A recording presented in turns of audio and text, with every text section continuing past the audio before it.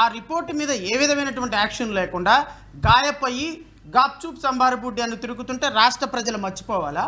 అంటే మీరు గిల్లితే గిల్లించుకోవాలా? చెప్పండి సార్, మీరు గిల్లితే గిల్లించుకోవాలా?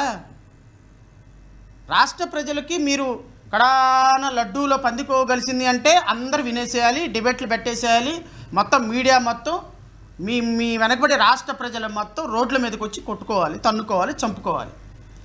అబ్బెబ్బెబ్బే దాంట్లో ఏమి హార్పిక్స్ లాంటివి బాత్రూమ్ క్లీనర్లు కలిసినాయి అంటే బాత్రూమ్ క్లీనర్లు కలిసినాయి అని అనుకోవాలి. ఇప్పుడు దాని మీద ఏం చర్చలు లేవు. గప్చూప్ సంబారబుట్టి ఇదంతా ఎక్కడికో వచ్చి ల్యాండ్ అవుతుంది, ఇందాపూర్లో ల్యాండ్ అవుతుంది, హెరిటేజ్లో ల్యాండ్ అవుతుంది, దీని మీద ఏం మాట్లాడొద్దు, కామ్గా ఉండండి అంటే రాష్ట్ర ప్రజలు కామ్గా ఉండాలా? అంటే బిఆర్ నాయుడు కాకుండా ఇంకా వేరే ఎవరైనా సరే ఎలాంటి సందర్భం వస్తే మీరు యాక్షన్ తీసుకోరా?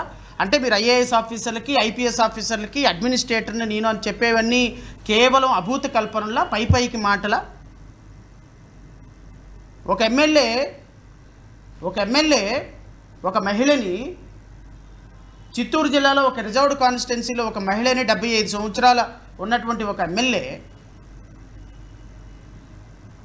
ఒక అమ్మాయిని లాడ్జికి తీసుకుని వెళ్ళి పదే ఆ అమ్మాయి చేత బలాత్కారం చేస్తే ఆ ఎమ్మెల్యే మీద ఏ విధమైనటువంటి యాక్షన్ ఈ రోజు వరకు లేదు. ఏ విధమైనటువంటి యాక్షన్ ఈ రోజు వరకు లేదు.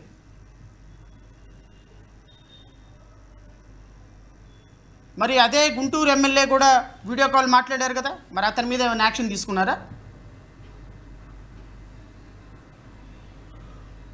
నిన్నగాక మొన్న జనసేనలో అరవశ్రీధర్ అనేటువంటి అంశంలో ఆ అబ్బాయి ఎమ్మెల్యే, రైల్వే కూడూరు ఎమ్మెల్యే, ఆ మహిళని ఒక ఒంటరి మహిళను ఆమెను లోబర్చుకొని ఇట్లా నన్ను ఇన్ని సందర్భాల్లో నన్ను బలాత్కారం చేశాడు, బలవంతంగా బలాత్కారం చేశారు, ఇతను నా మీద నా భర్తను చంపేస్తాను, నా కొడుకుని చంపేస్తానని బలాత్కారం చేశాడని రిపీటెడ్గా రిపోర్ట్లు పెడితే, ఈ దేశంలోనే మహిళల అభ్యున్నతి కోసం, మహిళల రక్షణ కోసం పుట్టాను నేను అని చెప్పినటువంటి ఉప ముఖ్యమంత్రి పవన్ కళ్యాణ్ గారు చరిత్రలో ఎన్నడూ లేని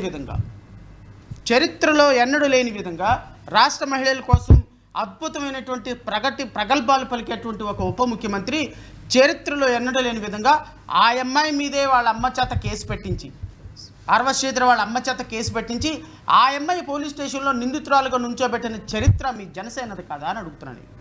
చరిత్రలో ఏ రోజైనా ఒక ఎమ్మెల్యే నన్ను రేప్ చేశాడని కేసు పెడితే ఈ అమ్మాయి డబ్బులు డిమాండ్ చేస్తుంది అని చెప్పేసి ఎమ్మెల్యే తల్లి చేత రిపోర్ట్ తీసుకొని కట్టించిన చరిత్ర మీది కాదా?